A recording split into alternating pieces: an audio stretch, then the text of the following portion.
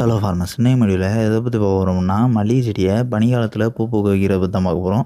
அதாவது ஃபஸ்ட்டு மல்லிகை செடி வந்து பொதுவாக எப்போ அதிக அளவு பூக்கள் பூக்கும், அதாவது மல்லிகை செடியோட ஃப்ளவரிங் சீசன் எப்போ அப்படின்னு பார்க்கும்போது, மார்ச் மாதத்துலேருந்து அக்டோபர் வரையிலான காலகட்டத்தில், அதாவது அக்டோபர் முடியும் வரையிலான காலகட்டத்தில் சரியாக 8 மாதம் முழுமையாக பூக்கள் பூக்கும். அதாவது இந்த 8 மாதத்துலேயும் பூக்கக்கூடிய பூக்கள் வந்து ஒரு சீரான அறுவடையை மேற்கொள்கிறதுக்கு வழிவகுக்கும்.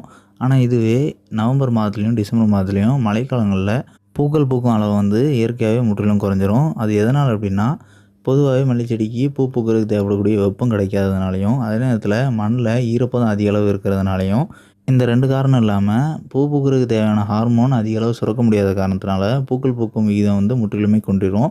ஆனால் அதே நேரத்தில் கவாத்து செஞ்சு விடாத மல்லிகை செடியாக இருக்கும் பட்சத்துலேயும் ரொம்பவே அதிக தாவர நிலை வளர்ச்சி ஏற்படாத மல்லிகை செடி, அதாவது மல்லிகை செடியோட சுற்றி வளர்ந்துருக்கக்கூடிய கொப்புகள் வந்து செடியை கவாத்து செஞ்சு விட்டே ஆகணும் அப்படிங்கிற